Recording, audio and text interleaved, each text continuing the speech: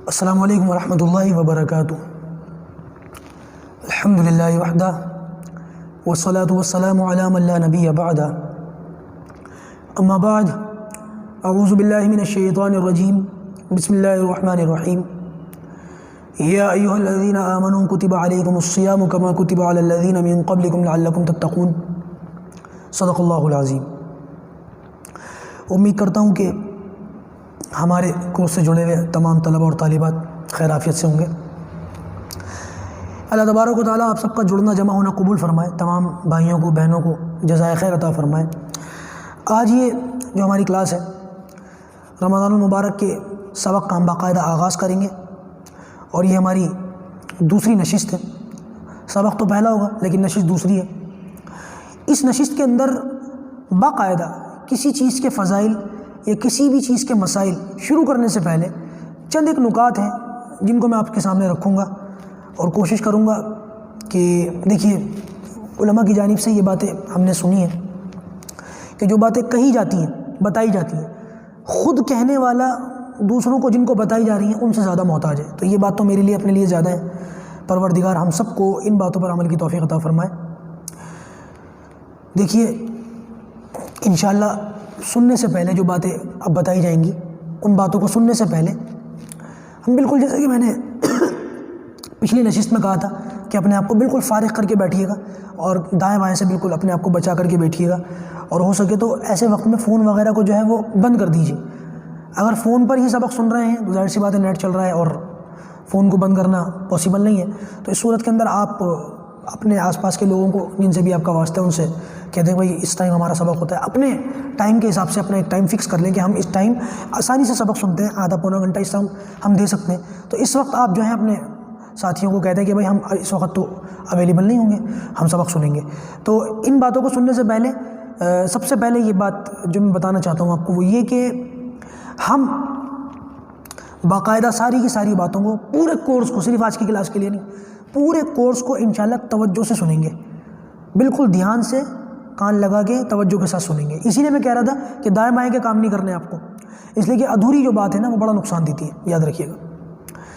علماء نے بہت ساری باتیں لکھی ہیں اس تعلق سے، میں ایک مثال دے دیتا ہوں کہ وہ کسی مسجد کے امام صاحب جو ہیں وہ بیان کر رہے تھے کہ بھائی بیاج کھانا حرام ہے، سود کے اوپر بات ہے، سود کو بیاج بھی کہتے ہیں، تو وہ سود پر بات کر رہے تھے، سود پر تقریر کر رہے تھے۔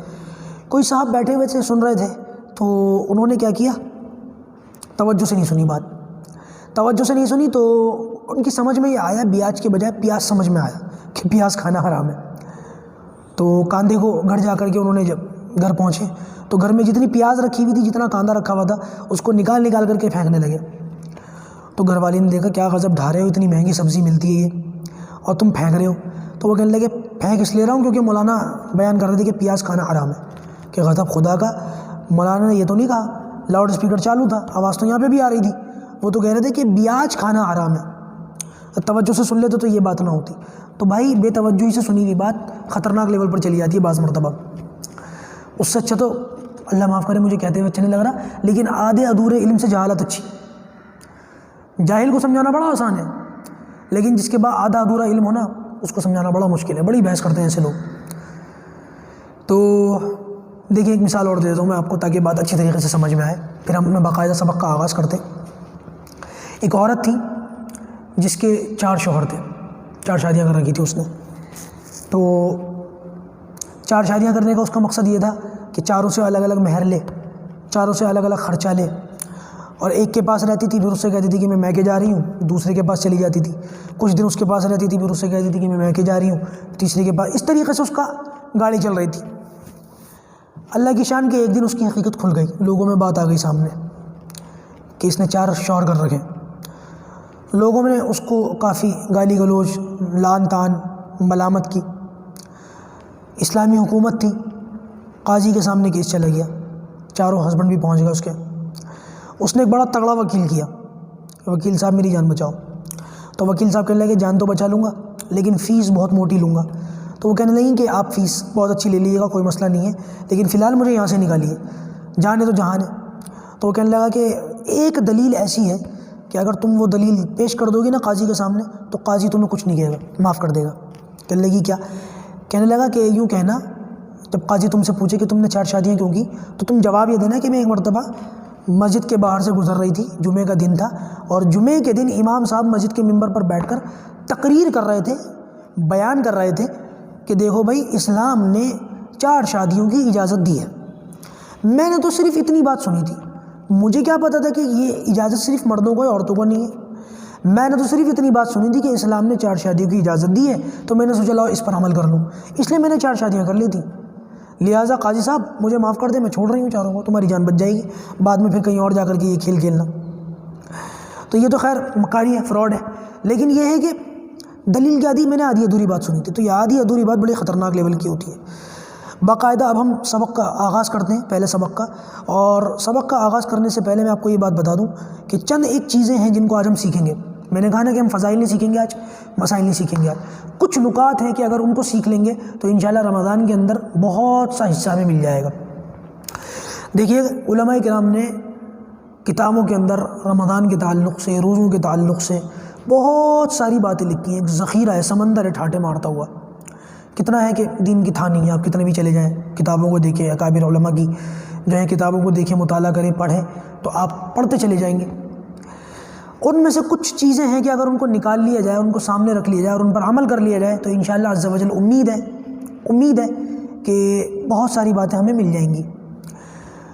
وہ باتیں میں آپ کے سامنے ایک ایک کر کے عرض کر رہا ہوں۔ یہ جو باتیں ہیں آپ کو کسی کتاب میں باقاعدہ اس ترتیب سے نہیں ملیں گی جیسے میں بتا رہا ہوں۔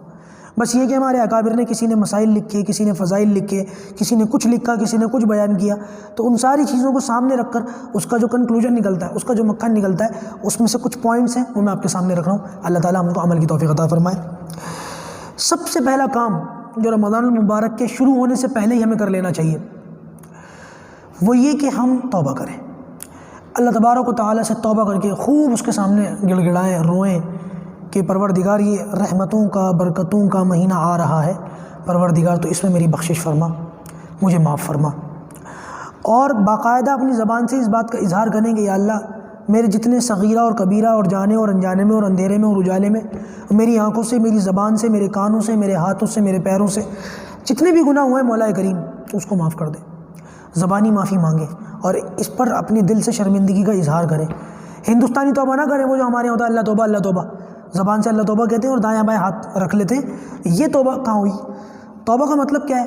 جو کچھ ہوا ہے اس پر شرمندگی ہو، اس کو چھوڑنے کا ارادہ ہو اور آئندہ نہ کرنے کا پکا ارادہ ہو کہ انشاءاللہ آئندہ نہیں کروں گا۔ تو ہماری زندگی کو اگر ہم دیکھیں تو سارے گناہ ہی گناہ نظر آئیں گے، نیکی شاید نام کو بھی نہ ہو۔ مطلب کوئی آدمی ایسا ہے جو یہ کہے اپنی زندگی کو، ماضی کو سامنے رکھ کر، اپنے پاسٹ کو سامنے رکھ کر کے یہ کہہ سکے، دعویٰ کر سکے نہیں میری فلاں نیکی بڑی اچھی، اللہ کو پسند آئے گی اور میں ضرور اس سے کامیاب ہو جاؤں گا، کوئی یہ دعویٰ نہیں کر سکتا۔ لہٰذا جب ہمارے گناہ ہی گناہ ہے، دیکھیں ہم گناہ کر کے خوش ہوتے ہیں، پروردگار معاف کر کے خوش ہوتا ہے۔ یہ رمضان المبارک کا مہینہ آ رہا ہے، اس کے آنے سے پہلے اس بات کا عزم کر لیں کہ یا اللہ تو مجھے معاف کر دے، میری کوتاہیوں کو، لغزشوں کو، غلطیوں کو، خطاؤں کو، گناہوں کو پروردگار تو بخش دے، میں انشاءاللہ کوئی گناہ نہیں کروں گا۔ اب گناہ کو میں کیا کھولوں؟ آپ سب واقف ہیں کہ ہماری زندگی میں کیا گناہ ہوتے ہیں۔ عام طور سے بہت سارے ساتھی ہیں نماز پڑھنے کا معمول نہیں ہے، تو انشاءاللہ اپنی نمازوں کی پابندی کریں گے، چھوٹی ہوئی نمازوں کی پھر قضا کریں گے۔ کسی سے کچھ کہنا سننا ہوا ہے، کسی سے کچھ معاملہ ہوا ہے، کسی سے کچھ جو ہے وہ اللہ معاف کرے کہ ہو جاتا ہے نا، من مٹاؤ ہو جاتا ہے، زبانی کلامی کہنا سننا ہو جاتا ہے، اس کو بھی ختم کریں۔ کسی سے باقاعدہ کوئی کہنا سننا ہو گیا تو اس سے معافی تلافی کر لیں، دیکھیں زبان سے معافی تلافی کر لیں۔ رمضان کے اندر بخشش نہ ہو کیا فائدہ؟ لہذا رمضان کا مہینہ آنے سے پہلے اپنے دلوں کو صاف کر لیں۔ کسی سے معافی مانگنی ہو تو مانگ لیں، کسی کو معاف کرنا ہو تو کر دیں، اس سے آپ کی ذات میں کوئی بٹا نہیں لگے گا۔ دیکھیے یہ نہ سوچیں کہ میری عزت گر جائے گی اور میری غلطی تھی نہیں، یہ ساری باتیں آخرت کے لیے چھوڑ دیں، اللہ تعالیٰ فیصلہ کرے گا۔ آپ تو معاف کر دیں، معافی مانگ لیں، معاف کر دیں، یہ 2 کام کر لیں۔ یہاں پر میں ایک لمبی چوڑی بات رکھ سکتا ہوں، لیکن میں چاہتا ہوں کہ بات کو سمیٹ کر کے آپ کے سامنے رکھوں۔ دوسرا کام جو ہمیں کرنا ہے وہ یہ کہ رمضان کا مہینہ آنے سے پہلے دوسرا کام وہ یہ کہ اپنی نیتوں کی اصلاح کر لیں، اپنی نیت درست کر لیں، یعنی کہ جو کچھ میں کر رہا ہوں صرف اللہ کی رضا کے لیے کر رہا ہوں، لوگوں کے لیے یا کسی اور کام کے لیے میں نہیں کر رہا ہوں۔ روزہ اللہ کے لیے، تراویح اللہ کے لیے، ذکر اللہ کے لیے، تہجد اللہ کے لیے، سب کچھ اللہ کے لیے۔ رمضان کے مہینے میں جتنے اعمال ہیں عام و خاص سب کس کے لیے ہیں بھائی؟ صرف اللہ کے لیے۔ مجھے ایک بات یاد آ گئی کہ وہ ایک مرتبہ لاک ڈاؤن سے بھی پہلے کی بات ہے، کسی رمضان کی ہی بات ہے کہ میں اپنے گھر کا سودا صرف لینے کے لیے بازار میں تھا، تو گزرتے ہوئے جہاں میں رہتا ہوں یہاں پر ایک دکان پر بیٹھے ہوئے ایک ایسے مسلمان جو کبھی کبھی ہمارے یہاں آ کر کے نماز پڑھتے ہیں ہماری مسجد میں، کئی بار ہمارے پیچھے بھی انہوں نے نماز پڑھی، میرے پیچھے بھی انہوں نے نماز پڑھی ہے۔ اتفاق یہ ہوا کہ روزے کے دن چل رہے ہیں، رمضان کا مہینہ چل رہا ہے، اور رستے میں گزرتے ہوئے اپنی دکان پر بیٹھے ہوئے تھے اور میری ان پر نظر پڑ گئی کہ وہ بیڑی پی رہے ہیں رمضان کے مہینے میں۔ خیر جیسے ہی میری نظر پڑی آنکھیں چار ہو گئی، انہوں نے بھی مجھے دیکھ لیا، میں نے بھی انہیں دیکھ لیا، میں جان بوجھ کر نظر بچا کے وہاں سے گزر گیا، میں نے کچھ بھی نہیں کہا انہیں، میں نکل گیا۔ ایک دو دن کے بعد میرے پاس آئے اور حال احوال پوچھے تو مجھ سے کہنے لگے کہ مفتی صاحب بات یہ ہے کہ اس دن آپ نے مجھے دیکھ لیا تھا، میں روزے سے نہیں تھا، آپ پریشان مت ہونا، میں روزے سے ہوتا ہی نہیں ہوں کبھی۔ اس کی شکل دیکھ رہا ہوں کیا بول رہا ہے، کہ اللہ جی مجھ سے بھوک برداشت نہیں ہوتی۔ ایسے لوگ ہیں دنیا میں جو اللہ حفاظت فرمائے پتہ نہیں کیا بنے گا، مجھ سے تو بھوک برداشت ہوتی ہی نہیں، میرے سے نہیں ہوتی، میں روزہ نہیں رکھتا، تو لہٰذا چل رہا ہے بیڑی پی رہا ہے، اوپنلی پی رہا ہے۔ بھائی تو روزہ نہیں رکھتا تو باتھ روم میں جا کے پی لے۔ دکان پر بیٹھے ہوئے جو لوگ افطاری کا سامان لے رہے ہیں، سودا سلف لے رہے ہیں، ان کی نظر تم پر پڑ رہی ہے، کیا پیغام جائے گا؟ اللہ حفاظت فرمائے، سوچنا چاہیے۔ بعض کتابوں کے اندر تو یہاں تک لکھا ہے پرانے دور میں کسی بچے نے مسلمانوں کے بازار میں کوئی کھجور وغیرہ کھا لی تو وہ بچہ غیر ایمان والا تھا، مسلمان نہیں تھا، تو اس کے باپ نے اس کو مارا کہ مسلمانوں کے بازار میں رمضان کے دنوں میں کھاتا ہے، تجھے شرم نہیں آتی؟ غیر ایمان والے بھی ہماری باتوں کی اتنی عزت کرتے تھے، ہمارے اعمال کی اتنی عزت کرتے تھے، آج تو مسلمان یہ کام کر رہے ہیں۔ بہرحال میں اپنے مدعے کی طرف واپس آؤں، وہ کہنے لگے مجھ سے بھوک برداشت نہیں ہوتی، میں روزہ نہیں رکھتا۔ 4-5 دن گزرے تھے اس بات کو، مجھے ملے اور وہ جو کہہ رہے تھے کہ میں روزہ رکھتا ہی نہیں، 40-50 سال میں کبھی روزہ رکھا ہی نہیں، 4-5 دن کے بعد کہنے لگے کہ مفتی صاحب میرا روزہ ہے۔ میں بڑا خوش ہوا، میں نے دعا بھی کی تھی ایمانداری سے اللہ تعالیٰ سے ان کے لیے، اللہ ان کو توفیق دے، روزہ رکھے، ان کو ہدایت دے۔ جس بندے نے 40-50 سال کی عمر میں کبھی روزہ نہ رکھا ہو اس کے لیے خیر امید تو کم تھی کہ روزہ رکھ لیں گے، لیکن بس دعا چل رہی تھی ان کے لیے، یا اللہ ان کو توفیق دے دے مولا کریم۔ کہنے لگے کہ میں نے روزہ رکھا ہوا ہے۔ میں نے بھائی اللہ تعالیٰ آپ کی محنت کو قبول فرمائے، روزہ رکھنا آسان فرمائے۔ پھر کہنے لگے کہ آپ کو پتہ ہے میں نے روزہ کیوں رکھا ہے؟ میں نے کہا بتائیے۔ جیب سے موبائل نکالا اور میرے سامنے رکھ دیا، کہنے لگے یہ ویڈیو دیکھیے آپ۔ میں نے وہ ویڈیو دیکھا تو اس میں کوئی، مجھے نہیں پتا وہ کوئی دیندار تھے یا دنیا دار تھے، لیکن وہ روزے کے دنیاوی اعتبار سے سائنٹیفکلی جو فائدے ہوتے ہیں وہ بتا رہے تھے۔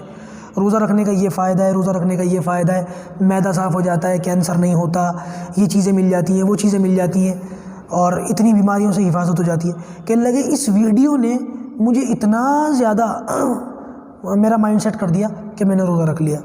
ایسے روزے کا فائدہ کیا ہے؟ یعنی کہ کبھی روزہ رکھا ہی نہیں، اور رکھا تو اس لیے رکھا کہ مجھے کینسر نہ ہو، مجھے بیماری نہ ہو۔ روزہ اس لیے نہیں رکھا کہ اللہ کے رسول صلی اللہ علیہ وسلم نے فرمایا، اللہ تعالیٰ کی بات کو نقل کرتے ہوئے، الصوم لی وانا اجزی بھی یا وانا اجزا بھی، کہ میں اللہ تعالیٰ کو راضی کر لوں، اس لیے روزہ نہیں رکھا۔ روزہ کیوں رکھا ہے؟ اس لیے رکھا ہے۔ اللہ حفاظت فرمائے، آج بھی بہت سارے لوگ ایسے ہیں جو صرف روزے کے نام پر فاقہ کرتے ہیں۔ فاقہ، وہ سوچتے ہیں کہ میرا روزہ ہے، روزہ نہیں ہوتا ان کا، فاقہ کر رہے ہوتے ہیں، صبح سے شام تک صرف بھوکے ہوتے ہیں۔ کیا فائدہ ہے ایسے روزے کا؟ کتنے لوگ ایسے روزہ رکھا ہوا ہے، یعنی کہ کھانا نہیں کھا رہا ہے، صبح سے شام تک رکے ہوئے ہیں، کھانے سے پینے سے گالیاں دے رہے ہیں، بدتمیزی کر رہے ہیں، جھوٹ بول رہے ہیں، چیخ رہے ہیں، چلا رہے ہیں، دوسروں پر احسان جتا رہے ہیں۔ نہیں ہونا چاہیے ایسا، غلط بات ہے۔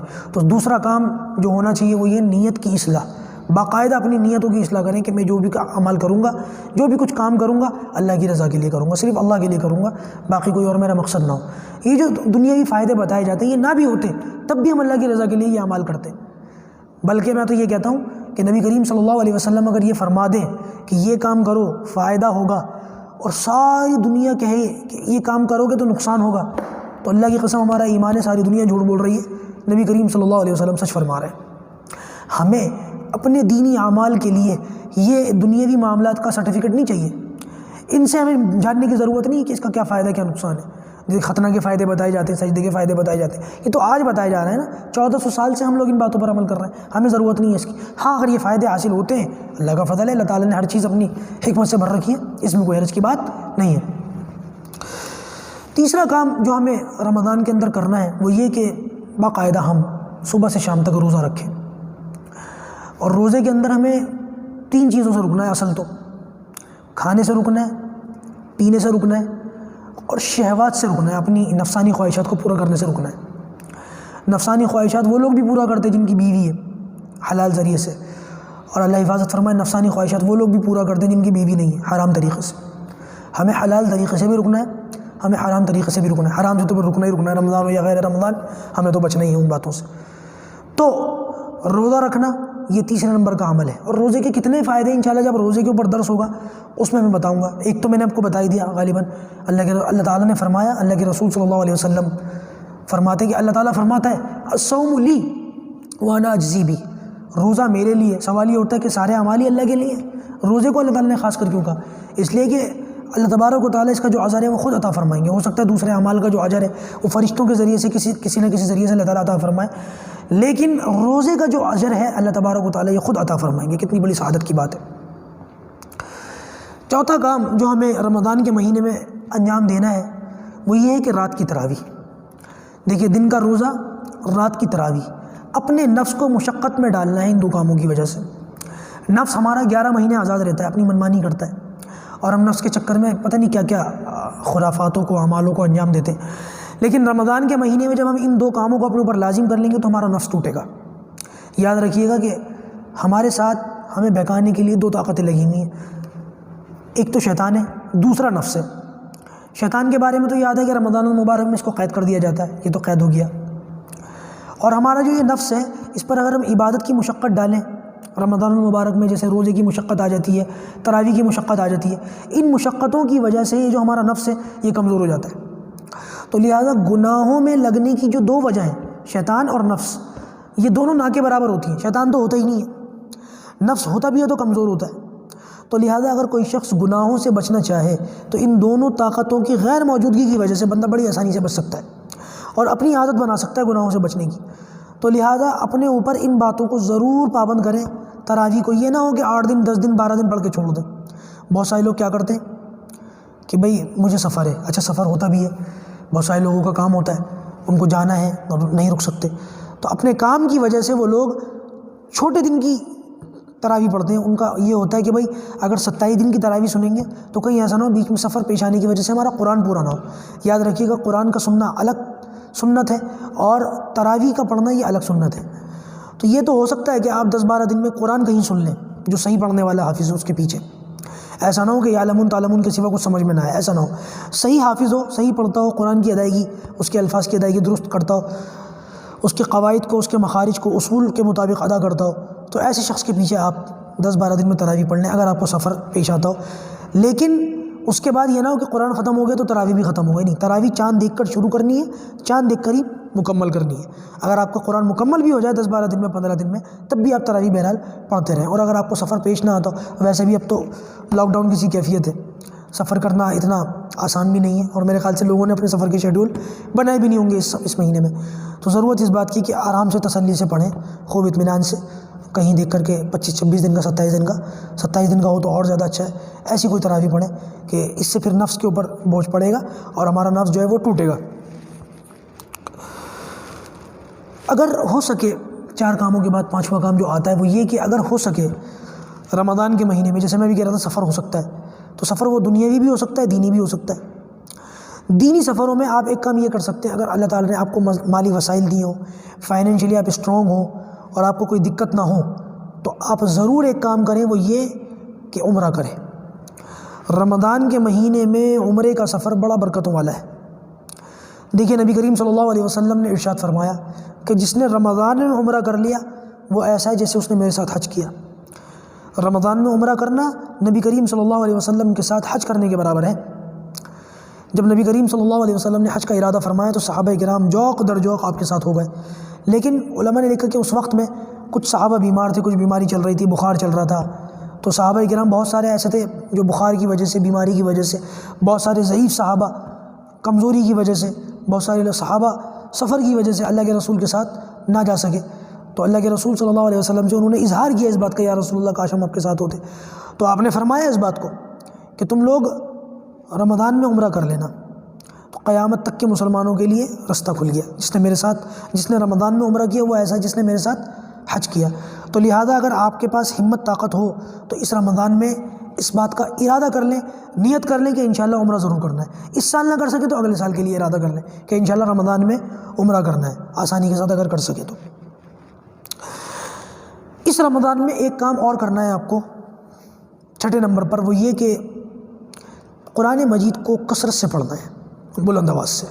بلند آواز سے یہ مطلب کہ چیخنا چلانا نہیں، نارملی آواز سے جتنا ہم لوگ بات کرتے ہیں اتنی آواز سے کہ کمرے کے اندر یا دکان کے اندر یا کارخانے کے اندر بیٹھ کر کے جہاں پر بھی ہم پڑھیں وہاں پر ہماری تلاوت کی آواز گونج رہی ہو، ہمارے پڑھنے کا جو معاملہ ہے وہ سب جگہ ہماری آواز جا رہی ہو۔ بلند آواز سے تلاوت کرنا ایسا ہے جیسے کھلے ہوئے طور پر صدقہ دینا، ایک ہوتا ہے چھپ کر صدقہ دینا، ایک ہوتا ہے کھل کر صدقہ دینا، تو بلند آواز سے قرات کرنا ایسا ہے جیسے کھل کر صدقہ دینا۔ تو بھائی تلاوت کرنی ہے بلند آواز سے، اور کرنی بھی کثرت سے ہے۔ میں یہ مناسب سمجھتا ہوں کہ اگر ہم ہمت کریں تو عشرے میں ایک قرآن پورا کریں، تو 3 عشرے میں رمضان المبارک کے ہمارے 3 قرآن بڑی آسانی کے ساتھ مکمل ہو جائیں گے، تراویح کے علاوہ۔ تراویح میں جو قرآن سننا ہے وہ الگ ہے، اس کو کاؤنٹ نہ کریں آپ۔ دیکھیے اگر ہم ہمت کریں گے تو بڑی آسانی کے ساتھ رمضان المبارک میں یہ 3 قرآن پڑھ سکتے ہیں، اور اگر ہو سکے تو پھر ایسے بھی کر سکتے ہیں کہ وہ منزلیں ہوتی ہیں قرآن مجید کے اندر، 7 منزلیں، آپ 1 منزل روز پڑھ لیں تو 7 دن میں آپ کا 1 قرآن ہو جائے گا، اور کم ہو جائے گا معاملہ۔ 3 سپارے روز پڑھ لیں یا 1 منزل روز پڑھ لیں، ایسے جس طریقے سے بھی آسانی ہو۔ بہت سارے ساتھی ہوتے ہیں 1 سپارہ روز پڑھ لیتے ہیں، 1 قرآن ہی صحیح، چلو مکمل تو ہوا۔ کچھ تو کریں، شروعات تو کریں، کچھ کریں، نہ کرنے سے اچھا ہے۔ قرآن کو رمضان کے ساتھ خاص مناسبت ہے، یاد رکھیے گا۔ قرآن مجید رمضان کے اندر نازل ہوا ہے، شہر رمضان الذی انزل فیہ القرآن۔ تو بھائی قرآن مجید کی تلاوت رمضان کے مہینے میں بڑی برکتوں والی ہے۔ خود نبی کریم صلی اللہ علیہ وسلم ارشاد فرماتے ہیں کہ جبرائیل رمضان میں آتے تھے تو میرے ساتھ قرآن کا دور فرماتے تھے، قرآن سنتے بھی تھے، قرآن سناتے بھی تھے ہر سال۔ اور جس سال نبی کریم صلی اللہ علیہ وسلم نے اس کائنات سے پردہ فرمایا ہے اس سال تو 2 مرتبہ دور کیا ہے حضرت جبرائیل نے اللہ کے رسول صلی اللہ علیہ وسلم کے ساتھ۔ تو لہٰذا قرآن مجید کی خوب تلاوت کریں، 1 سپارہ روز پڑھیں، 3 سپارے روز پڑھیں۔ میں ایسے لوگوں کو بھی جانتا ہوں، پرسنلی جانتا ہوں ایسے لوگوں کو کہ ماشاءاللہ اللہ ہمت طاقت دے 40 سپارے روز پڑھتے ہیں رمضان میں، 1 قرآن اور 10 سپارے علیحدہ، 40 سپارے روزانہ پڑھنے کا معمول ہے۔ اور یہ کب تک چلتا ہے سلسلہ؟ عید تک۔ اللہ تعالیٰ ایسے لوگوں کو ہمت طاقت دے۔ تو اگر اتنا نہ ہو سکے، جیسے امام اعظم ابو حنیفہ رحمۃ اللہ علیہ کے بارے میں آتا ہے کہ 63 قرآن مکمل فرمایا کرتے تھے قرآن مجید رمضان کے اندر، تو یہ تو خیر بڑے لوگ ہیں، اور یہ جو جیسے میں بتا رہا ہوں ہو سکتا ہے ہر ایک کی ہمت ایسی نہ ہو، گھریلو خواتین ہیں، رمضان میں ان کی ذمہ داریاں بڑھ جاتی ہیں کھانے پکانے کی، تو جتنا آسانی کے ساتھ ہو سکے کم سے کم میں یہ سمجھتا ہوں کہ کم سے کم 1 سپارہ ضرور پڑھیں، 1 سپارہ روزانہ، اس کی تلاوت ضرور ہونی چاہیے۔ کثرت تلاوت کے علاوہ ایک چیز جس کا خیال رکھنا ضروری ہے وہ یہ کہ صرف زبانی تلاوت نہ ہو بلکہ کیفیات بھی ہونی چاہیے۔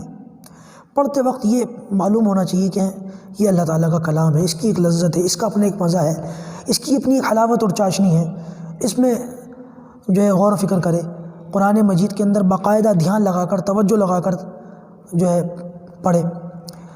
اور اگر کوئی پڑھا ہوا نہ ہو، قرآن مجید سیکھا ہوا نہ ہو، انشاءاللہ اس بات کا ارادہ نیت کر لیں کہ قرآن سیکھیں گے۔ جب تک سیکھیں نا تب تک یہ کام کر سکتے ہیں کہ کسی کو پڑھوائیں اور خود اس کے برابر میں بیٹھ کر کے سنیں، یا پڑھیں یا سنیں، اور کیفیات کا خیال رکھیں پڑھتے ہوئے۔ یہ نہ ہو کہ بھائی وہ چل رہا ہے، پڑھتے اپنا، خیر وہ بھی جو ہے فائدے سے خالی نہیں ہے، اپنے دوسرے کام کاج کرتے پڑھنا یہ بھی فائدہ ہی ہے، لیکن پڑھتے کیفیات بھی اگر ہو جائیں تو بہت اچھا، سونے پر سہاگا۔ اس کا خیال رکھنا بہت جو ہے آپ کو نفع دے گا۔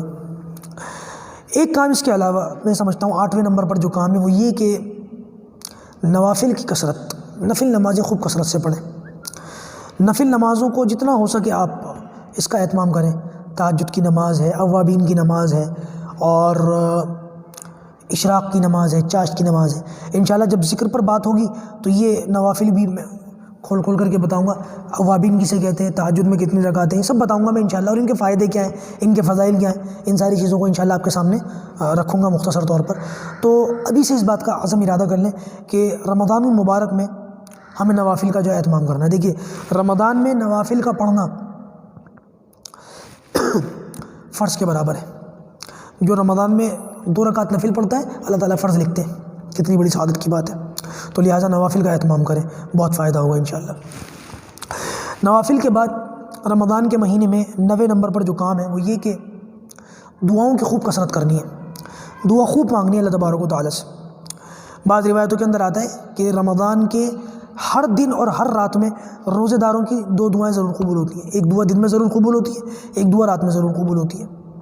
تو دیکھیں بھائی ہمارے اس وقت حالات کتنے خراب ہیں، دنیاوی اعتبار سے ملک کی سطح پر حالات کتنے ناساز ہیں، کاروباری اعتبار سے حالات کتنے خراب ہیں، قوم کے اعتبار سے حالات کتنے خراب ہیں، فرقہ فرقہ بٹی ہوئی ہے امت، خاندانوں میں اور الگ الگ کیٹیگریز میں بٹی ہوئی ہے۔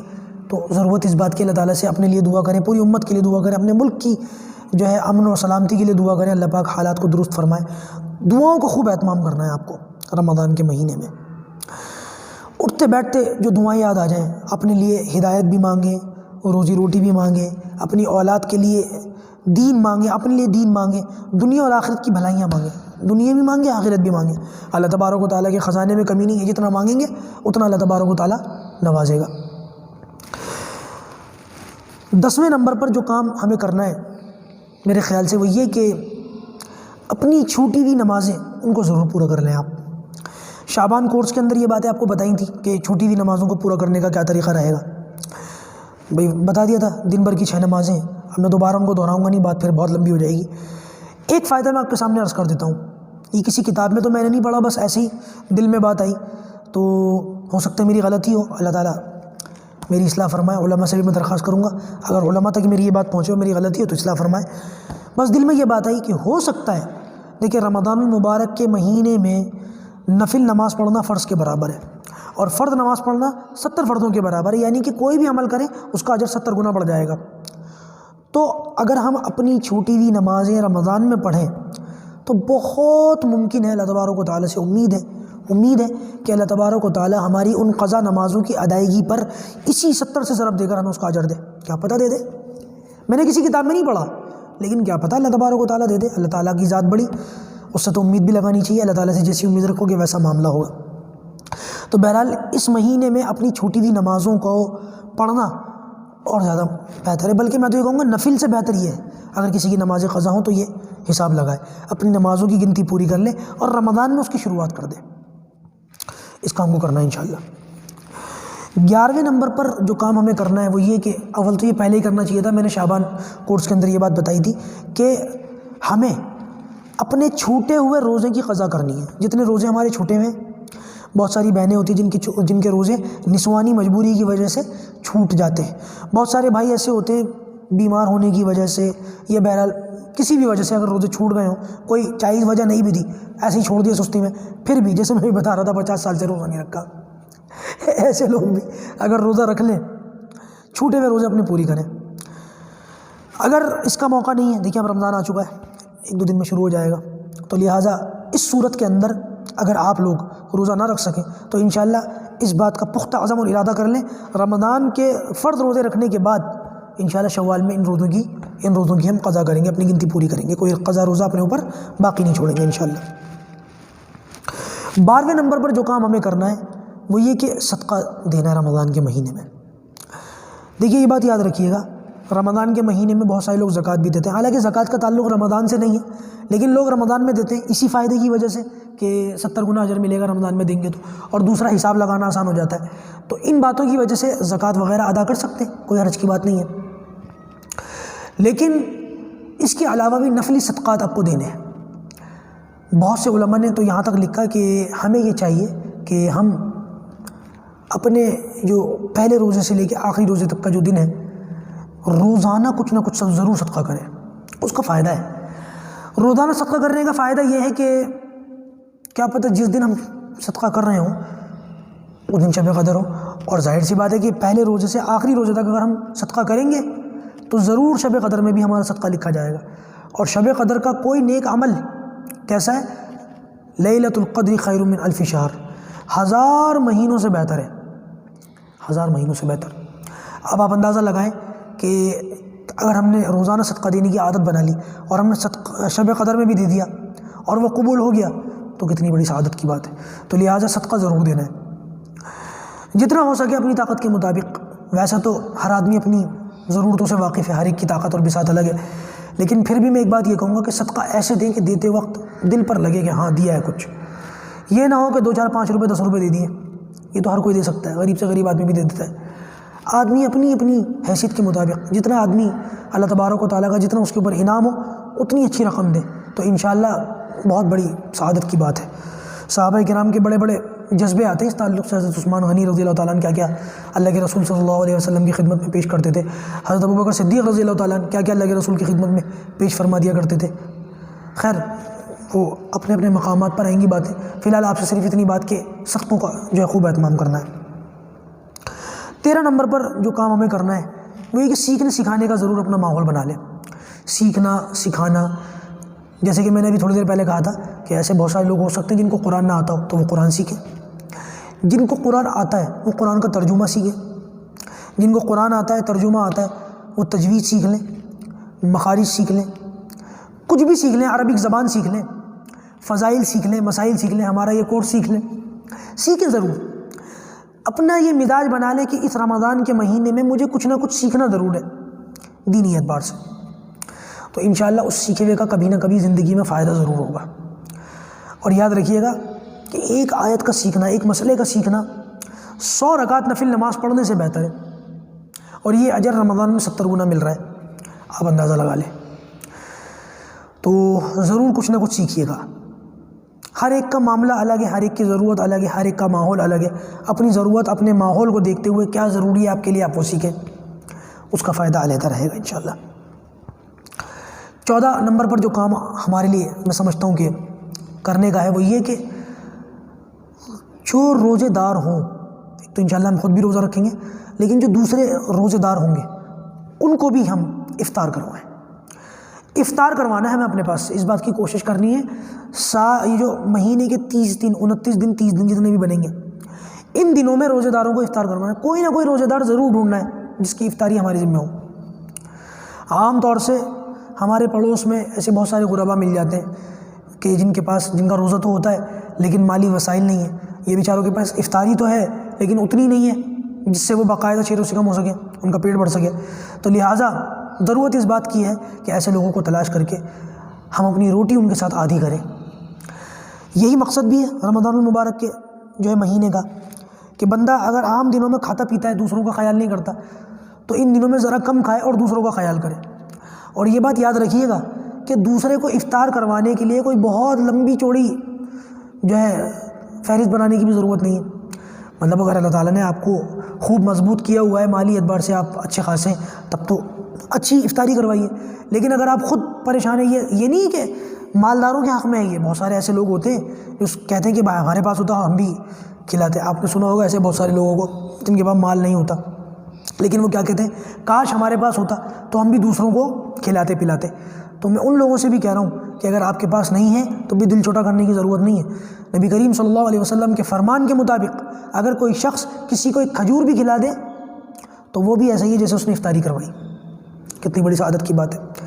کھجور بھی نہیں ہے آپ کے پاس، پانی پلا دیں، وہ بھی افطاری میں لکھا جائے گا، آپ کے افطاری کروانے میں لکھا جائے گا آپ کے۔ پانی پلا دیں، دودھ پلا دیں، کھجور کھلا دیں، کچھ اور کچھ بھی ہو۔ بہت چھوٹا درجہ یہ ہے کہ کسی کے پاس اگر کچھ نہیں ہے تو کسی غریب کے دسترخوان پہ جو اس کے کھانے وغیرہ میں نمک ہی پڑوا دے، نمک بھجوا دے کہ بھائی آپ اپنے کھانے پینے میں جو نمک استعمال کریں گے وہ میرا کر لینا۔ مدرسے کے اندر طلبہ ہیں یا نہیں؟ مدارس کے اندر ایسا مدرسہ تلاش کریں جہاں بہت سارے طلبہ ہوں، سینکڑوں ہزاروں کی تعداد میں، وہاں نمک کے پیکٹ بھیج دیں۔ آپ کا یہ سینکڑوں طلبہ کا کھانا جو ہے وہ نمکین ہو جائے گا صرف ایک چھوٹے سے خرچے کی وجہ سے، اگر آپ نے یہ کام کر لیا تو افطار کروانا ہے انشاءاللہ۔ 15 نمبر پر جو کام رمضان کے اندر ہونا ہے وہ یہ کہ ہمیں ان سارے کاموں کے ساتھ ساتھ تقوی اختیار کرنا ہے، اللہ سے ڈرتے ڈرتے یہ کام کرنے ہیں۔ یعنی کہ یہ نہ ہو کہ یہ جو کام میں کر رہا ہوں اس میں میرا اپنا کمال ہے، میری خوبی ہے، میں نے یہ کام کر لیا، اللہ تعالیٰ نے نہیں، اللہ تعالیٰ نے یہ کام کروایا ہے، اللہ تعالیٰ ہی نے اس کی توفیق دی ہے۔ میرا اپنا کمال نہیں ہے، میری اپنی خوبی نہیں ہے، ڈرنا ہے پتہ نہیں میں جو کر رہا ہوں وہ قبول بھی ہے یا نہیں، ہے نا، پتہ نہیں کون سا معاملہ ایسا ہو جائے، کون سی بات زبان سے ایسی نکل جائے کہ میرے سارے اعمال جو ہیں وہ دھرے کے دھرے رہ جائیں۔ نہیں، ڈرتے ڈرتے اللہ تبارک و تعالیٰ کے سامنے اپنے اعمال پیش کرنے ہیں، پرہیزگاری کے ساتھ، تقوی اختیار کرتے ہوئے۔ ایک کام جو اس رمضان المبارک کے مہینے میں ہمیں سب کو کرنا چاہیے وہ یہ کہ اپنی ڈیلی روٹین میں جو بھی ہمارے کام کاج ہیں، جیسے کہ میں نے کورس کے شروع میں کہا تھا کہ اپنے کاموں کو ہلکا کریں۔ 11 مہینے میں جو ہم کام کرتے ہیں ان کاموں کے اندر کچھ تخفیف کرنے کی ضرورت ہے، تبھی تو ہم ان اعمال کے لیے وقت نکالیں گے۔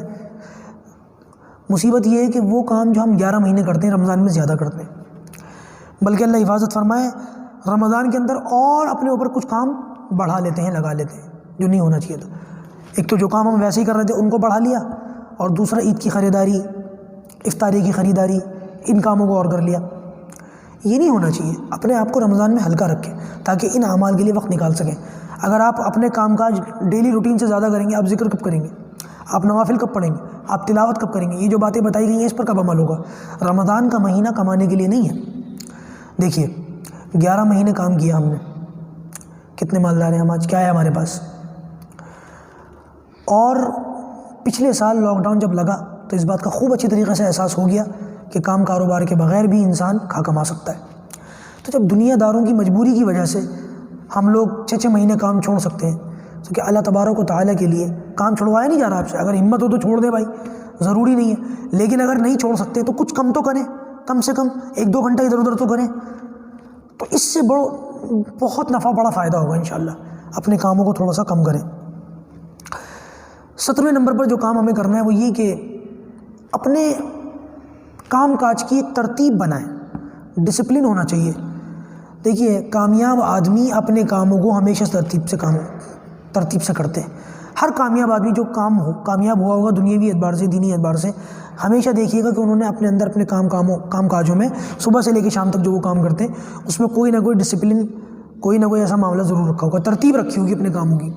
بغیر ترتیب کے آپ کچھ نہیں کر سکتے، یاد رکھیے گا۔ لہٰذا ترتیب ضرور بنائیں کہ ہمیں صبح سے لے کے شام تک کے اپنے کاموں کو کس طریقے سے انجام دینا ہے۔ اس میں جیسے میں نے ابھی تھوڑی دیر پہلے کہا کہ اپنا جو رمضان کا کھانے پینے کا خرچہ ہے، کھانے پینے کی ضروریات ہے، عید کی شاپنگ ہے، کپڑے ہیں، چپل ہے، جوتا ہے، جو ہماری دنیاوی اعتبار سے جیسے بھی ضرورتیں ہیں، ان ساری ضرورتوں کو رمضان آنے سے پہلے مکمل کر لیں۔ ہمارے یہاں کیا ہوتا ہے، رمضان کا مہینہ آ گیا اور خاص طور سے جو آخری عشرہ سب سے زیادہ ہوتا ہے لگنے کا، اس میں کیا ہوتا ہے، گھر پینٹ ہو رہا ہے، گھروں کے اندر روغن ہو رہا ہے، پینٹ ہو رہا ہے، اس میں عورتوں کو بھی ڈسٹرب کرا جا رہا ہے، پردہ کرو، لوگ آ رہے ہیں جا رہے ہیں، پینٹ ہو رہا ہے، گاڑیوں کو سروس پر لے جایا جا رہا ہے رمضان کے مہینے میں۔ یہ کام رمضان کا مبارک مہینہ ان کاموں کے لیے نہیں تھا۔ آپ ان کاموں کو یا تو رمضان کے بعد کریں یا رمضان سے پہلے کریں، رمضان میں اپنے آپ کو فارغ رکھیں۔ انشاءاللہ کورس کے دوران میں بتاؤں گا آپ کو کہ ہمارے اکابر علماء کس طریقے سے رمضان کے اندر اپنے آپ کو فارغ رکھتے تھے، حالانکہ ان کے مشغلے ہم دنیا داروں کے مقابلے میں کیسے تھے، آپ سنیں گے تو آپ کو حیرانگی ہوگی۔ تو انشاءاللہ ہمیں ڈسپلن ضرور بنانا ہے، اپنے کاموں کا ترتیب ضرور بنانی ہے۔ 18ویں نمبر پر جو کام ہمارے لیے رمضان کے مہینے میں سمجھتا ہوں کہ ہونا چاہیے وہ یہ کہ اگر ہم اپنے گھروں میں، اپنے آفس میں، کارخانوں میں، فیکٹریوں میں ہمارے کچھ کام ملازم ہیں، جو گھروں میں کام کرنے والے ملازم ہیں یا فیکٹریوں میں کام کرنے والے ملازم ہیں، ان کو رمضان کے مہینے میں ضرور ہلکا کریں، ان کے کام کو ہلکا کر دیں۔ دیکھیے ہو سکتا ہے آپ کو رمضان کے مہینے میں کمپنی کی طرف سے جہاں پر آپ کو آرڈر مل رہا ہے، کوئی کام مل رہا ہے اور اس کو اپنے دیے ہوئے وقت پر پورا کرنا ضروری ہے، تو میری آپ سے درخواست ہے 2-4 ملازم بڑھا لیں رمضان میں، کہ بھائی کچھ لیبر بڑھ جائے گی تاکہ جو دوسرے روزے دار ملازم ہیں ان کا کچھ کام ہلکا ہو۔ رمضان کے مہینے میں 16-17 گھنٹے روزے سے رہنا، بھوکے رہنا، نمازیں وغیرہ کا پڑھ کر اہتمام کرنا، ظاہر سی بات ہے بندے کے کام کی اسپیڈ میں بہت فرق پڑتا ہے، ان پر سختی نہ کریں، اس کو باقاعدہ منع کیا گیا ہے حدیث میں۔ اور بہت سارے لوگ ایسے ہیں اللہ حفاظت فرمائے خود بھی روزہ نہیں رکھتے، اور ملازم اگر روزے سے ہے تو اس کو بھی کھری کھوٹی سناتے، تیرا ہاتھ نہیں چل لیا، تو زیادہ ڈھیلا ہو گیا، تو بڑا سست ہو گیا، تو بڑا کاہل ہو گیا۔ اللہ حفاظت فرمائے مسلمانوں کی یہ کام۔ تو بھائی خود بھی اپنے آپ کو تھوڑے سے جیسے میں نے بتایا کام کاج اپنے کم کریں، اور دوسرا یہ کہ اپنے ملازموں کو بھی جو ہے تھوڑی سی تسلی دیں، کچھ کام ان کے ہلکے کریں، کچھ ملازم بڑھا لیں یا کچھ کام کم کر لیں، لیکن بہرحال ملازموں کو ہلکا کریں، کام ان کا کم کریں۔ ہم نے تو بہت سارے لوگوں کو یہاں تک دیکھا کہ وہ صبح سے شام تک کام نہیں کرتے، افطاری سے لے کے سحری تک کام کرتے۔ ٹھیک ہے بھائی، اپنا اپنا مشغلہ ہے، اپنی اپنی ضروریات ہے، لیکن کام کو ہلکا کریں، کم کریں، اپنے اوپر سے بھی ملازموں کے اوپر سے بھی، انشاءاللہ اس کا بھی بڑا اجر ہے۔ 19ویں نمبر پر جو کام ہمیں کرنا چاہیے رمضان کے مہینے میں، میں سمجھتا ہوں کہ ہنگامی طور پر یہ کام کرنا چاہیے، ہنگامی طور پر۔ اگر کوئی پیرنٹس، ماں باپ میری یہ بات سن رہے ہیں تو بچوں کو خاص طور سے اس پر عمل کروائیں۔ کوئی نوجوان سن رہے ہیں تو خود بھی اس پر عمل کریں۔ وہ یہ کہ رمضان کے مہینے میں نیٹ کا استعمال نہ کریں، آپ انٹرنیٹ کا استعمال نہ کریں۔ دیکھیے ہاں، اگر آپ کوئی دینی ایکٹیویٹی سے جڑے ہوئے ہیں، جیسے ہمارا رمضان کا کورس ہے یا کسی بھی اور اس سے جڑے ہوئے، تو ایک الگ سی بات ہے، لیکن نیٹ کا استعمال، انٹرنیٹ کا استعمال، موبائل کی اسکرین کا استعمال اس مہینے میں اگر آپ کوشش کریں تو اس عادت کو چھڑا سکتے ہیں، اور چھڑانی چاہیے۔ بلکہ ان باتوں سے آپ بچیں، ان چیزوں سے آپ رکیں۔ رمضان المبارک میں انٹرنیٹ کا استعمال یا تو کریں ہی نہ، اور اگر کرنا پڑ جائے تو کم سے کم، جتنا ہو سکے اتنا کم، انشاءاللہ اس کا بڑا نفع ہوگا آپ کو۔ تھوڑی دیر پہلے میں نے ایک بات کہی تھی، 20واں جو پوائنٹ ہے میں سمجھتا ہوں وہ یہ کہ رمضان المبارک میں ہمیں یہ کام بھی کر لینا چاہیے کہ شاپنگ رمضان کے مہینے میں نہ کریں۔ دیکھیے ہمارے یہاں کیا ہوتا ہے، رمضان کے مہینے میں کپڑے آ رہے ہیں، رمضان کے مہینے میں عید کی خریداری ہو رہی ہے، رمضان کے مہینے ہی میں، بلکہ وہ خریداریاں بھی جن کا تعلق رمضان سے یا عید سے نہیں ہے۔ بیٹی کے جہیز کا سامان رمضان میں خریدا ہے، بازار چلا گیا تو یہ بھی مل گیا، لیکن جہیز ایک الگ سا ٹاپک ہے، اس پر کبھی پھر بات کروں گا، جائز ناجائز تو چھوڑو۔ لیکن ہمارے یہاں یہ ہوتا ہے، بہت ساری غیر ضروری چیزیں بھی ان کے لیے بھی بازاروں میں اترا جاتا ہے رمضان کے مہینے میں، بازار گرم ہوتے ہیں۔ وہ آخری عشرہ خاص طور سے جس میں شب قدر رکھی گئی ہے، اس میں خاص طور سے لوگ گھروں کے اندر بیٹھنے کا اہتمام کرتے ہیں، بازاروں میں نکل جاتے ہیں، پاؤں رکھنے کی جگہ نہیں ہوتی۔ کوئی شریف آدمی اپنی کسی جائز ضرورت کے لیے بھی نکل جائے نا، بیچارہ پریشان ہو کے واپس آتا ہے۔ یہ نہیں کرنا۔ رمضان کے مہینے میں شاپنگ وغیرہ غیر ضروری بازاروں میں جانا، شاپنگ کرنا، اس سے بچیں، شاپنگ آپ پہلے سے کر لیں۔ ایک کام اور جو ہمیں رمضان کے مہینے میں کرنا ہے وہ یہ کہ اللہ حفاظت فرمائے، میرے ایک ساتھی مجھ سے کہہ رہے تھے، میرے ساتھی تو نہیں ہیں، بس ملنے جلنے والے ہیں، مجھ سے کہہ رہے تھے کہ اس رمضان میں بڑا مزہ آئے گا۔ میں نے کہا مزہ آئے گا؟ خیر، کہہ رہے ہاں IPL شروع ہو گئے۔ یہ حالت، IPL شروع ہو گئے، میں روزہ رکھ کر میچ دیکھوں گا۔ تو بھائی کھیل کود سے، ٹی وی سے، ان چیزوں سے خود کو دور رکھنا ہے۔ رمضان کا مہینہ اس لیے نہیں کہ روزہ رکھ کر صبح سے شام تک آپ سوتے رہیں، صبح سے شام تک آپ ٹی وی دیکھتے رہیں، غلط بات ہے۔ یہ کہنا، یہ تو بڑی جرت کی بات ہے جنہوں نے کہہ دی کہ رمضان بڑا اچھا گزرے گا کہ میں روزہ رکھ کے IPL دیکھ لیا کروں گا۔ بھائی ٹی وی شوز دیکھنا، ریئلٹی شوز دیکھنا، فلم دیکھنا، خبریں دیکھنا، کرکٹ میچز دیکھنا، یہ آپ کے روزے کو خراب کر رہا ہے، کوئی فائدہ نہیں ہے جس سے روزہ رکھ کے آپ کا۔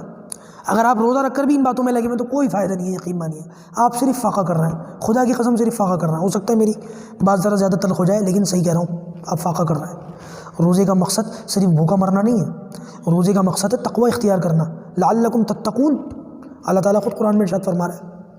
تو بھائی روزہ رکھیں اور روزے کے آداب اور اصولوں کے ساتھ روزے کو رکھیں، روزے کی روحانیت کو ختم نہ ہونے دیں۔ انشاءاللہ یہ بھی ایک کام کرنا ہے، اپنے آپ کو لغویات سے، ٹی وی سے، اسکرین سے دور رکھنا ہے۔ 23ویں نمبر پر جو کام میں سمجھتا ہوں کہ ہمیں ہونا چاہیے وہ یہ کہ اگر ہمارے بچے فزیکلی اسٹرانگ ہوں، تھوڑے بڑے بچے ہوں، تو ان کو بھی روزہ رکھوائیں تاکہ ان کو روزہ رکھنے کی عادت پڑے۔ کسی نے سوال پوچھا تھا کہ بچوں کو ایگزام دلوائیں یا روزہ رکھوائیں، تو بھائی ایگزام سے روزے کا کوئی تعلق نہیں ہے، روزہ رکھ کے بھی وہ ایگزام دے سکتا ہے، اس میں کوئی حرج کی بات نہیں ہے۔ اگر بچہ فزیکلی بہت زیادہ کمزور ہو، بہت سارے بچے کمزور ہوتے ہیں، یا اس کی عمر اتنی چھوٹی ہو کہ اس سے اس کی صحت پہ خلل پڑتا ہو، تو ایسے بچوں کو روزہ نہ رکھوائیں۔ اللہ کا فضل ہے، ہمارے ماحول میں تو ہم ایسے بچوں کو دیکھتے ہیں جو چھوٹے ہوتے ہیں، روزہ رکھنے کی طاقت نہیں ہوتی، لیکن شوق ہوتا ہے، امی میں بھی روزہ رکھوں گا، ابو مجھے بھی روزہ رکھنا ہے۔ پھر ماں باپ تسلیاں دیتے ہیں، ہاں بیٹا تمہارا کھانے پینے کا روزہ ہے، ٹھیک ہے، بچوں کو تسلیاں دیں، لیکن اگر بچے تھوڑے سے بڑے ہوں، روزہ رکھ سکتے ہوں، تو پھر ان سے روزہ رکھوائیں، بچوں کو روزے کی عادت ڈالیں۔ 24ویں نمبر پر ایک کام جو ہمیں کرنا چاہیے وہ یہ کہ اپنے بچوں کو صدقہ دینے کی عادت بھی ڈالیں۔ جہاں بچوں کو یہ سکھائیں کہ بیٹا روزہ رکھنا ہے، وہیں اپنے بچوں کو صدقہ دینے کی عادت ڈالیں۔ دیکھیے جب آپ اپنے بچوں کو اسکولز وغیرہ بھیجتے ہیں تو ان کو ضرورت کا سامان دیتے نہیں دیتے، pencil, eraser, sharpener, scale, copies, note book, ये सब देते हैं ना, कुछ छोटी मोटी चीज़ें बच्चों को एक्स्ट्रा दे दिया करें और ये कह के दिया करें, बेटा तुम्हारी क्लास में अगर कोई बच्चा परेशान हो तो ये दूसरी एक्स्ट्रा पेंसिल तुम उसको दे देना। इससे आपके बच्चे में सखावत का जज्बा बनेगा और आपके बच्चे में सदका देने की और दूसरों के जो है काम आने की आदत बन जाएगी और ये ज़िंदगी भर की बच्चों की तरबियत होगी आपकी। आप अपने बच्चों को इन चीज़ों का आदी बनाएं। बच्चों की जेब में एक्स्ट्रा पैसे डालें ये कह करके बेटा, यानी कि किसी बच्चे को अगर आप 10 रुपये पॉकेट मनी देते हैं तो 15 रुपये देते हैं, बेटा ये 10 रुपये आपके हैं, आपको अपना लंच करना है या जो भी है, खाना पीना जो भी है, और ये 5 रुपये किसी ज़रूरतमंद को देना। इससे आपके बच्चे के अंदर लोगों के लिए जज्बात पैदा होंगे, लोगों के लिए कुछ करने का जज्बा बनेगा और एक आदत बनेगी सखावत की, एक आदत बनेगी लोगों के लिए खर्च करने की। तो ये बच्चों की आदत में उनकी कुट्टी में शामिल करना है आपको। 2-4 काम ऐसे हैं कि उनकी हदीस से भी तायद होती है और अगर हम उनको इस रमज़ान के महीने में इसी से आदत बना लेनी है हमें। नंबर 1, कम खाना। नंबर 2, कम सोना। और नंबर 3, कम बोलना। कम खाना, कम सोना, कम बोलना। अल्लाह हिफाजत फरमाए, ये तीनों चीज़ें रमज़ान में हद से ज़्यादा बड़ी भी होती है। सोना भी हद से ज़्यादा बढ़ा हुआ है हमारा, खाना भी हद से ज़्यादा बढ़ा हुआ है हमारा, और बोलना भी हद से ज़्यादा बढ़ा हुआ होता है हमारा रमज़ान में। देखिए, सारी रात जागेंगे, सहरी खा के सो जाएंगे। बहुत से अल्लाह के बंदे सहरी खा के फजर भी नहीं पढ़ते, सो जाते। शुरू में तो ज़रा मामला ताज़ा होता है कि वो मस्जिद में जगह नहीं मिलती फजर की नमाज़ में, लेकिन जहाँ 10-12 दिन गुजरे, बीच का और आखिर का अशरा तो ऐसा गुजरता है, बस सहरी खाना बहुत बड़ी बात हो गई लोगों के लिए। उठे, आंखें मली, मुंह भी नहीं धोया, मिसवाक भी नहीं की, सहरी खाई, सो गए, आंखें मलते हुए सो गए, फजर भी नहीं पड़ी, सारी रात के जागे हुए थे। इशराक और चाश तो क्या पढ़ेंगे, ज़ोहर भी गई, फजर भी गई, ज़ोहर भी गई। बहुत सारे ऐसे सोते हैं, असर भी गई, सीधा इफ्तारी की खबर लाते। बहुत बड़ा जुल्म है। और खाने का तो अल्लाह हिफाजत फरमाए, होना ये चाहिए था कि सुबह से शाम तक जो हमने सब्र किया था, खाने से अपने आप को रोका था रोज़े की हालत में, तो इफ्तार में ज़रा हल्का हाथ रखते, ऐसा खाते हैं कि अल्लाह हिफाजत फरमाए, बाज़ मरतबा चबाते भी नहीं है, ऐसा लगता है जैसे साबुत मुँह में डाल रहा है, साबुत नीचे उतर रहा है। फिर उस खाने की वजह से क्या होता है, तरावी में अच्छी खासी सुस्ती आ जाती है, फिर तरावी भी जाती है हमारी। तो भाई सुबह से शाम तक जो हम सफ़र करते हैं उसका ये मकसद होना चाहिए था कि हम फिर रात का जो वक्त है उसमें थोड़ा सा अपने आप को, इफ्तारी का जो वक्त है उसमें थोड़ा सा अपने आप को खाने से रोकें। और उल्टा हम पकौड़ियाँ भी और ये भी वो भी, ठीक है तकल्लुफ़ात हैं होते हैं, लेकिन कम खाएं, कोशिश ये करें सारा दिन की मेहनत को ज़ाया ना करें, वरना फिर वो तक़वा इख्तियार करने में ही जो 2-3 चीज़ें जो आदत बनाती है फिर ये ख़त्म हो जाएंगी, कोई फ़ायदा नहीं होगा आपका। हो सकता है आपको रोज़े का अजर मिल जाए, लेकिन वो फ़ायदा हासिल नहीं होगा रूहानी एतबार से जिसकी मशक़ करवाई जा रही है। और तीसरा ये कि कम बोलना, हमारे यहाँ इसका भी बड़ा मसला है। देखिए, रोज़े के बाद जब इफ्तारी का वक्त होता है, इफ्तारी के बाद तो लोग ज़्यादा बात नहीं करते, उतना वक्त नहीं होता लोगों के पास, लेकिन हमने ये देखा है तजुर्बे से, आपने भी ये देखा होगा कई बार कि रमज़ान मुबारक में तरावी के बाद लोगों का बातें करने का बड़ा मन होता है। यही वजह है कि तरावी के बाद बाज़ मरतबा मस्जिदों के अंदर लोग अलग अलग हल्के बना के बैठ जाते हैं, 2-4 उधर बैठे हुए, 2-4 उधर बैठे हुए। क्या हो रहा है, बातें हो रही हैं, गप्पे लड़ रहे हैं, सियासत की बात, इलेक्शन की बात, क्रिकेट मैच की बात, फिजूल लग़वियात बातें, कोई फ़ायदा नहीं जिनका। और बाज़ लोग तो चौराहों पर खड़े हो जाते हैं, सहरी तक लगे हुए बातें कर रहे हैं, और कुछ लोग फ़ोन पर गैर ज़रूरी बातें कर रहे हैं, नहीं करना चाहिए। तो कम खाना, कम बोलना, कम सोना, इन सारी बातों का ख्याल रखने की ज़रूरत है। इंशाअल्लाह अल्लाह ताला इस पर हमें अमल की तौफ़ीक़ अता फ़रमाए। और हाँ, 2-3 बातें और हैं, अगर हम कोशिश करें तो उनकी आदत बना लेंगे।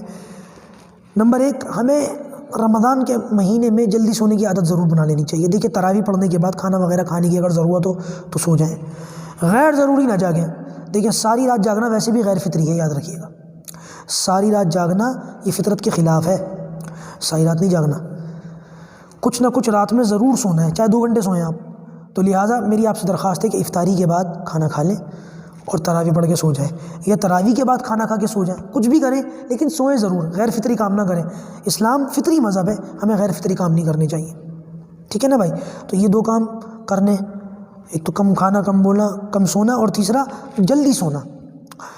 और तहज्जुद का अगर मौका लगे रात में, देखिए हम सहरी के लिए उठते हैं ना, जैसे कि मैंने कहा कि तरावी पढ़ने के बाद जल्दी सो जाएं, तो सुबह जब सहरी के लिए उठें تو اس بات کا خیال رکھیں کہ بالکل 10-15 منٹ پہلے نہ اٹھیں. اللہ حفاظت فرمائے. بہت سے لوگوں کا یہ حال کہ سحری ختم ہونے میں 10 منٹ باقی ہیں اور ابھی اٹھ رہے ہیں.